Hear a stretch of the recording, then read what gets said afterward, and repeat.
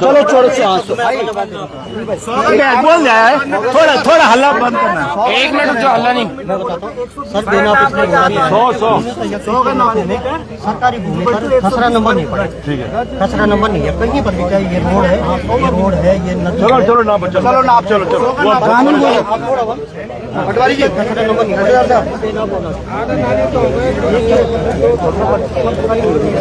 चलो इसको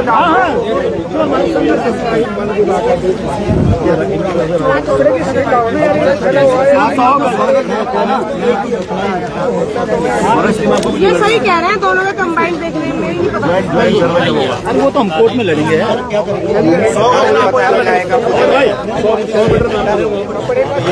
ये नक्शे वाला बाद में कर लेंगे। बताऊँ ये नक्शे वाला बाद में गाड़ कर लेंगे।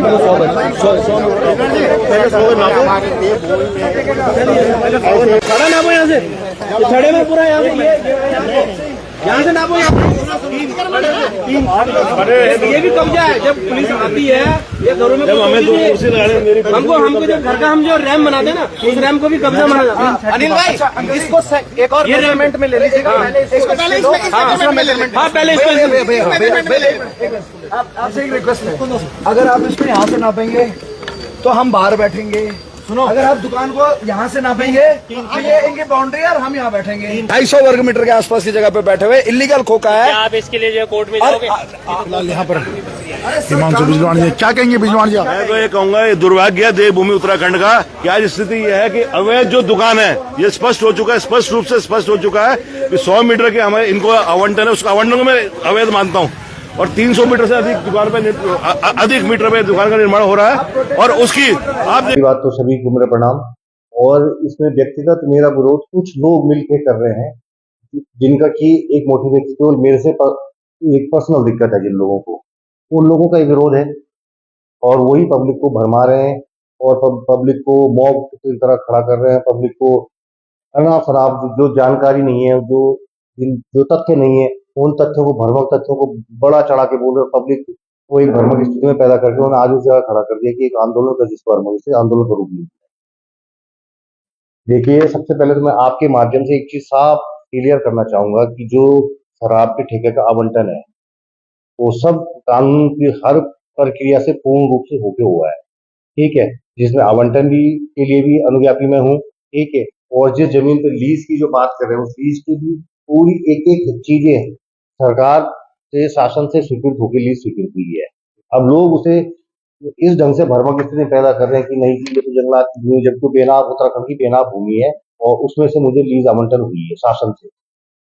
देखिए मैं आपको शुरू से एक चीज क्लियर करता हूँ कि जो उस दिन की घटना है उस घटना के लिए हम भी दिल से ये हुआ कि बुरा हुआ है। ठीक, उस घटना के दिन सभी गणमान्य लोग वहां पे खड़े थे, एसडीएम साहब थे, कई लोग थे। हरक सिंह जी से मैं वहां पे नहीं था, उस दिन मैं दिल्ली था। हरक सिंह जी से मेरी बात हुई है, उन्होंने कहा कि अरविंद इनकी मदद करो, कुछ तुम करो कुछ हम करें। तो हमने उस दिन उन सबने कहा कि 10 लाख रुपए की मदद आप करो। तो जो पीड़ित परिवार है उसको 10 लाख रुपए की मदद मेरे द्वारा कर दी गई है। ठीक, और जो लोग जन आंदोलन रूप खड़ा करवा रहे हैं उन लोगों ने अब तक केवल भ्रमक स्थिति पैदा की है, न कि उस परिवार की किसी कोई मदद की है। एक मृत एक बेरहम मासूम बच्चे का जिस ढंग से एक कत्ल हुआ है उस कत्ल को उन्होंने मॉब बना के उस सारे झगड़े को मेरी दुकान की तरफ मोटिवेट किया है, जबकि उसमें मेरा कोई दोष नहीं है।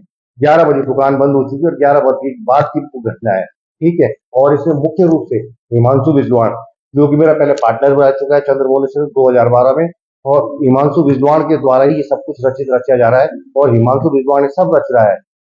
और सबसे बड़ी बात दूसरी बात होता है, हिमांशु बिजवाण जो चुनाव लड़ा था अब जो उनकी वाइफ नगर पालिका थी, 1500 पेटी शराब उन्होंने मेरी दुकान से ले जा रखी है, 1500 पेटी लगभग। ठीक, और जिसका की हिसाब किताब न करने के लिए और मेरे से खुंदक रखने के लिए उन्होंने ये सारा ड्रामा रचा है।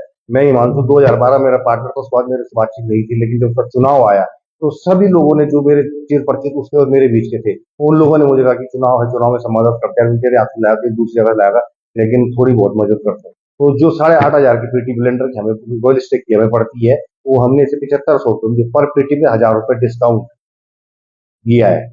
और उसके बाद जब आज हिसाब किताब की नौबत आई तो हिमांशु के द्वारा मेरे प्रति इतनी कूट रचनाएं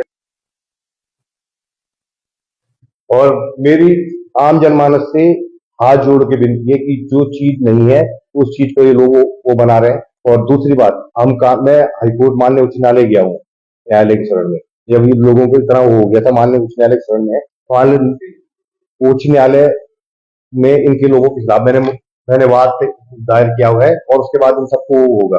और ये लोग सरकार को तो चलो विपक्ष है, सरकार को, ये तो न्यायालय को भी नहीं मान रहे हैं। आज न्यायालय ने कल कहा था कि वहां पे लॉ एंड ऑर्डर मेंटेन किया जाए, इन लोगों ने आज सुबह फिर आके शटर तोड़ दुकान करने की कोशिश करी है।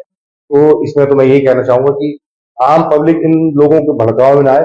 और हिमांशु बिजलाल खुद कितना बड़ा व्यापारी है, ऋषिकेश शहर का हर व्यक्ति जानता है, नगर पालिका ढालवाला का हर व्यक्ति जानता है कि हिमांशु बिजलाल प्रॉपर्टी डीलर है, हिमांशु बिजलाल की गैस एजेंसी है, हिमांशु बिजलाल के कई और धंधे भी हैं, ठीक। लेकिन हिमांशु बिजलाल व्यक्तिगत मेरे से रंजिश रख रहा है, इसलिए मुझे आज मीडिया के सामने आना पड़े कि किस हिमांशु बिजलाल ने आज इस पूरे घटना चक्र को, एक व्यक्ति की मृत्यु को उसने आज एक इतना बड़ा घटना चक्र बना दिया। और उस व्यक्ति को क्या नगर पालिका में हिमांशु बिजलाल पीड़ित परिवार को नौकरी नहीं दे सकता था या 10,000 रुपए की आर्थिक सहायता नहीं दे सकता था? लेकिन नहीं, उसे केवल उस घटना चक्र को बनवाना था। और दूसरा एक खुलासा ये भी करना चाहूंगा कि मुझे 100% नहीं हो, लेकिन ये सुनने में आया है कि जिस लड़के ने मर्डर किया है वो चुनाव के टाइम पे हिमांशु बिजलाल के साथ में था। कि ये किसी ने मैंने सुना है, मैं इसमें कॉन्फिडेंस नहीं हूँ, लेकिन मुझे किसी ने ये बातें कही है। तो इतनी कूट रचित रचना, और सरकार के खिलाफ तुम बोल रहे हो, न्यायालय के खिलाफ तुम जा रहे हो, व्यक्तिगत मुझे माफिया कह रहे हो।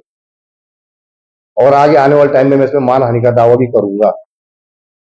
होने से पहले मुकदमा दर्ज हो, मेरे बोलने से क्या होगा? तो सरकार की मुकदमा दर्ज हो तो पुलिस केस हो, उसकी एफआईआर कॉपी भी हमारे पास एफआईआर कॉपी है। इसीलिए वजह से हमने संदीप भंडारी मेरे पर आरोप लगा रहा है माफिया का, तो मैंने संदीप भंडारी पर आरोप नहीं लगाया, मैंने संदीप भंडारी पे पुख्ता प्रमाण के साथ लगाया कि वो पकड़ा गया है, ठीक, मुकदमे में पकड़ा गया है। और अलग करेंगे क्योंकि जब वो मुकदमे सब खुल गए तो देखिए ये लोग क्या कर रहे हैं, ये लोग देहरादून से बाहर के लोगों को भ्रम स्थिति पैदा कर दिया, लोगों को लग रहा है कि कुछ गलत हुआ है।